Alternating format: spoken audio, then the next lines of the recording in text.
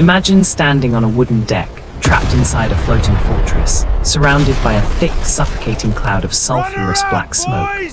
The ocean around you is churning with blood, and the air is filled with the deafening roar of 32-pound cannons. With every enemy broadside, the solid oak walls of your ship shatter, sending thousands of razor-sharp wooden splinters flying through the air at supersonic speeds, shredding everything and everyone in their path. For the sailors of the 18th and 19th centuries, this was not a distant nightmare. It was the terrifying reality of fleet combat during the Age of Sail. For over 2 centuries, European empires ruled the globe through the raw power of their wooden navies. The ships of this era were marvels of engineering, carrying up to 120 guns and crewed by hundreds of tightly packed men. But when these massive armadas collided, the result was a level of violence and destruction that is difficult to comprehend today. These were not just battles, they were chaotic, floating slaughterhouses where the lines between victory and total annihilation were razor thin. Today we are pulling back the curtain on the unvarnished truth of maritime warfare. We are counting down the 5 deadliest, most brutal naval battles of the Age of Sail, exploring the strategic genius, the horrific human cost, and the terrifying weapons that decided the fate of empires. Our journey begins in the year 1782, in the sun-drenched but deadly waters of the Caribbean. The American Revolutionary War was raging, but the conflict was no longer confined to the North American continent. It had expanded into a global maritime war between Great Britain and a powerful coalition of France and Spain. The ultimate prize in this theater was Jamaica, the wealthiest British colony in the West Indies. If the French could capture it, the economic blow to Great Britain would be catastrophic. A massive French fleet of 33 ships of the line, commanded by the Comte de Grasse, set sail to rendezvous with a Spanish invasion force. Standing in their way was a British fleet of 36 ships, led by Admiral Sir George Rodney. On the morning of April 12th, the two armadas collided near a group of small islands known as the Saints. Initially, the battle began in the traditional style of the era. The two fleets formed long, parallel lines, sailing past each other and trading devastating broadsides.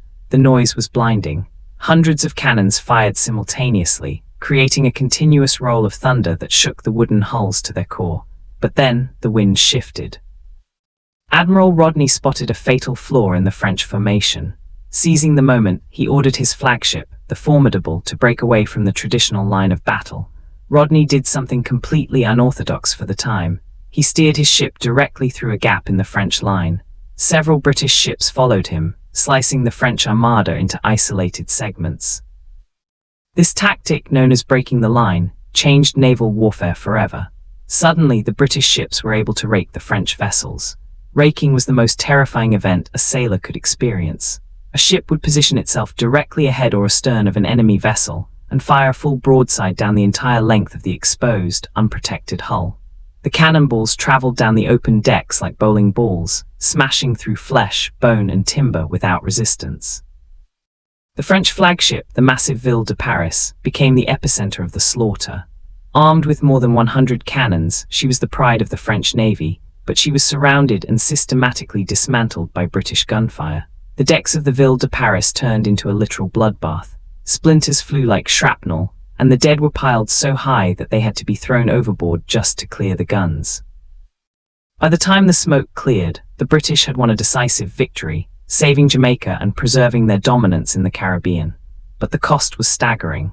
The French suffered over 2,000 men killed or wounded, with an additional 5,000 captured. The British lost over 1,000 men. The Battle of the Saints proved that naval warfare had become significantly more aggressive, setting the stage for even bloodier clashes in the decades to come. We move forward to the year 1798, deep into the Mediterranean Sea. A young, ambitious French general named Napoleon Bonaparte had launched a massive military expedition to Egypt. His goal was to cut off Britain's trade routes to India and establish a French empire in the east.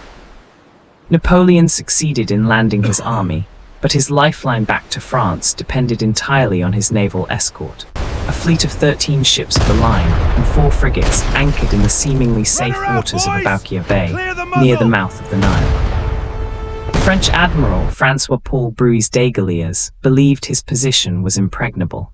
He had anchored his ships in a strong defensive line close to the shore, flanked by shoals and protected by an island battery. He assumed the British would never dare to attack him from the landward side, where the water was dangerously shallow. He was wrong. Hunting the French fleet was Britain's most aggressive naval commander, Rear Admiral Horatio Nelson. On the evening of August 1st, Nelson's fleet sighted the anchored French ships.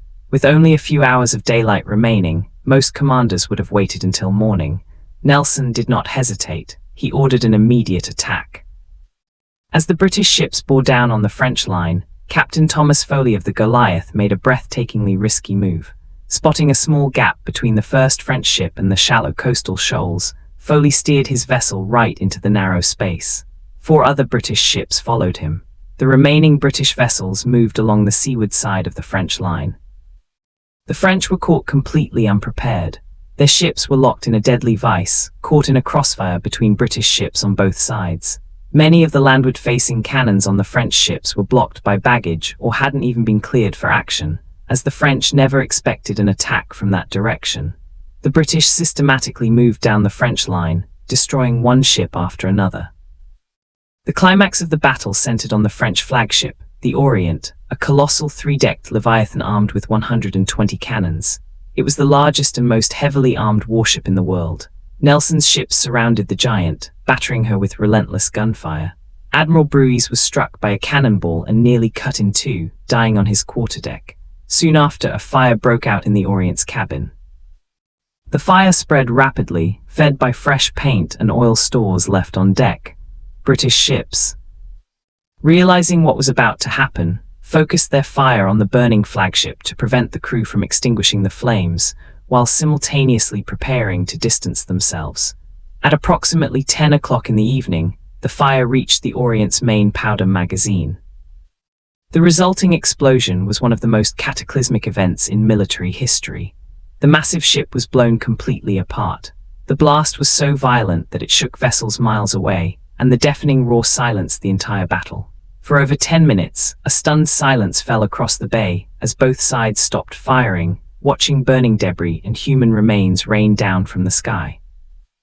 The Battle of the Nile was a total catastrophe for France. Out of 17 French ships, 11 ships of the line and 2 frigates were captured or destroyed. Over 3,000 French sailors were killed or wounded, and thousands more were taken prisoner. Napoleon's army was effectively stranded in Egypt, completely isolated from France. Nelson's victory established the absolute dominance of the British Royal Navy in the Mediterranean, a supremacy that would remain unchallenged for generations. We row back across the Atlantic to the year 1805, off the windswept coast of Cape Trafalgar, Spain. This is the moment when the tension of the Napoleonic Wars reached its absolute breaking point. Napoleon Bonaparte had conquered continental Europe, but Great Britain remained his ultimate adversary. Napoleon assembled a massive army on the coast of France, waiting for his combined French and Spanish fleets to clear the English Channel so he could launch an invasion. The Allied Franco-Spanish fleet, consisting of 33 massive ships of the line commanded by Admiral Pierre-Charles Villeneuve, slipped out of port. They were intercepted off Cape Trafalgar by Admiral Horatio Nelson, commanding a British fleet of 27 ships. Nelson knew that standard naval tactics would lead to an indecisive battle, allowing the French to escape. He needed a complete, decisive annihilation of the enemy fleet.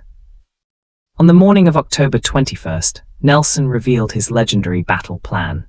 Instead of forming a parallel line, the British Armada would advance in 2 perpendicular columns, driving straight into the center of the Allied fleet like 2 massive battering rams.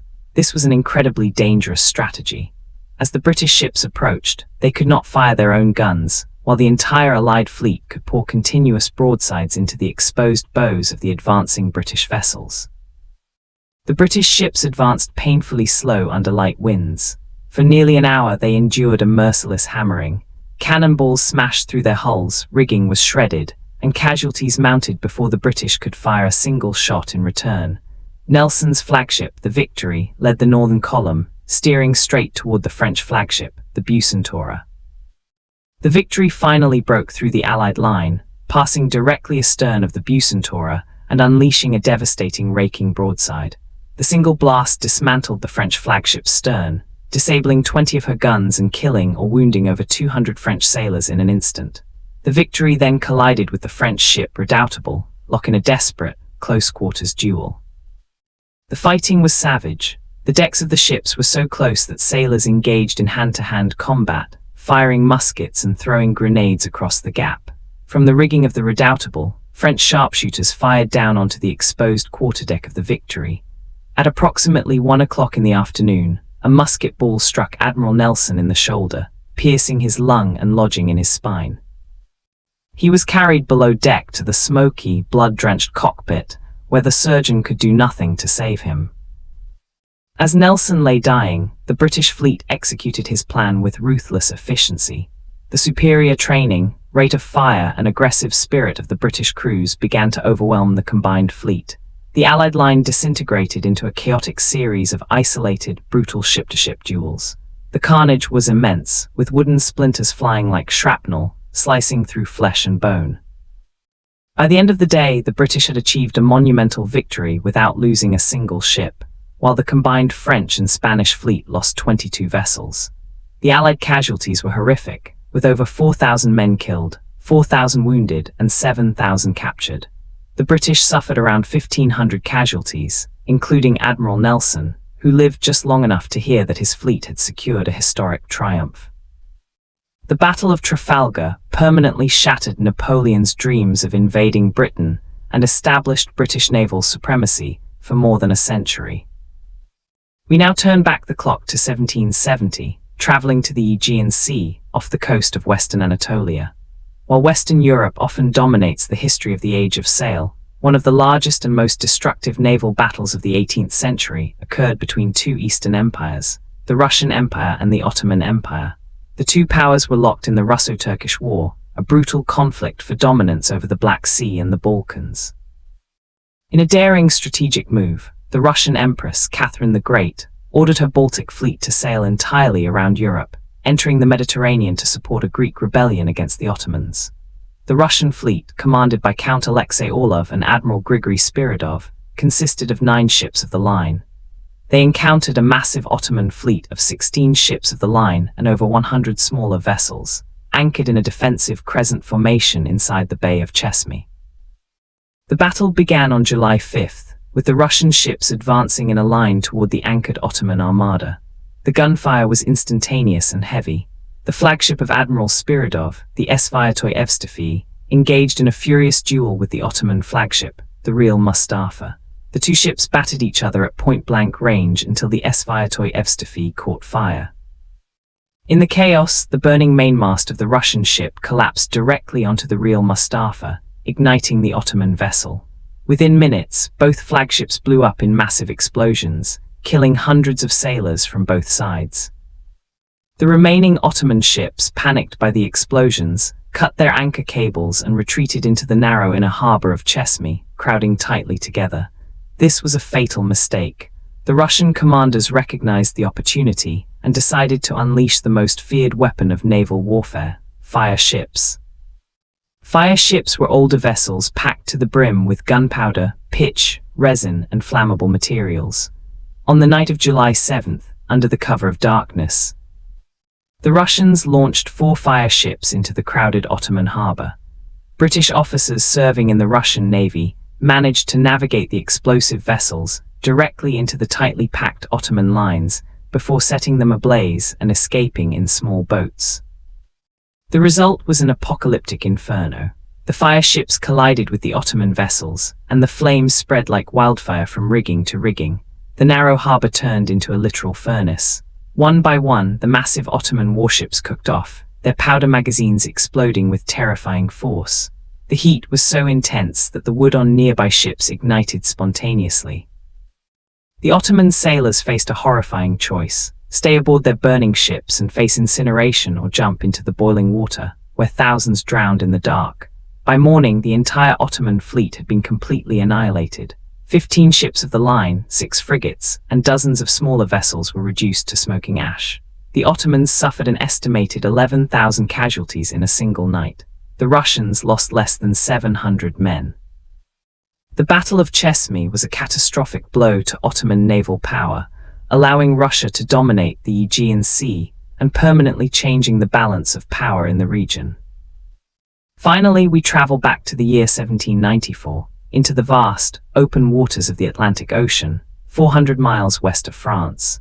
The French Revolution had plunged Europe into total chaos. The newly formed French Republic was facing starvation due to a terrible harvest and a strict British naval blockade. To save the revolution, France purchased a massive convoy of over 100 merchant ships filled with grain from the United States. The survival of the French Republic depended entirely on this food arriving safely in port. A French fleet of 26 ships of the line, commanded by Admiral Louis-Thomas Villaret de Joyeuse, set sail to protect the convoy. The British sent an equally powerful fleet of 25 ships, led by the legendary Admiral Lord Howe, to intercept and destroy it. After days of maneuvering through dense fog and heavy swells, the two massive fleets finally collided on the 1st of June. The battle that followed was one of the most mechanically brutal and evenly matched actions in naval history. Admiral Howe, utilizing an aggressive tactic that foreshadowed Nelson's future genius, ordered his ships to advance in a slanted line, intending to break through the French formations simultaneously at multiple points, rake them from astern, and engage in close-quarters combat from the landward side. However, due to signaling confusion and the varying handling capabilities of the British ships in the heavy seas, only a few vessels successfully broke the French line. The rest collided directly with the French ships, leading to a savage, chaotic melee. The ships fought yardarm to yardarm, so close that the muzzles of their cannons were physically touching the sides of the enemy hulls. The duel between the British Brunswick and the French Vengeur du Pupil became legendary for its sheer savagery. The two ships became completely entangled when the Brunswick's anchors hooked into the Vengeur's rigging. Locked together, they drifted through the battle's smoke, firing directly into each other's lower decks for 3 agonizing hours. The Brunswick used special coin shot and double-shotted cannons to tear through the French decks, while the Vengeur's crew used muskets and small arms to clear the Brunswick's upper decks. As the day progressed, the superior gunnery and discipline of the British crews slowly began to tip the scales. The French fleet was completely battered, with many of their ships losing all 3 masts, leaving them floating as helpless wooden logs filled with dead and dying men. The Vengeur du Pupil was so severely damaged that she began to take on water rapidly, eventually sinking into the Atlantic with hundreds of her crew still trapped below deck. When the battle finally ended, Lord Howe had secured a major tactical victory, capturing 6 French ships of the line and sinking another. The French suffered over 4,000 men killed or wounded, with an additional 3,000 captured. The British lost around 1,200 men. Yet, despite the catastrophic losses at sea, the strategic mission of the French fleet succeeded. While the warships were tearing each other apart, the valuable grain convoy slipped past the battle unnoticed, arriving safely in France and saving the revolution from starvation. The glorious 1st of June proved that the revolutionary fervor of France combined with the iron discipline of Great Britain would make the final decades of the Age of Sail the deadliest in human history. These 5 monumental battles represent the absolute zenith of warfare in the Age of Sail. They show us a world where global empires were forged and shattered by the wood of the ships, the iron of the cannons, and the raw, unimaginable courage of ordinary men trapped in the middle of an absolute slaughterhouse. If you want to continue exploring the deep, unvarnished history of naval warfare, click that link right below the video player to join our crew and subscribe. Leave a comment down below and tell me, which of these battles do you think was the most terrifying?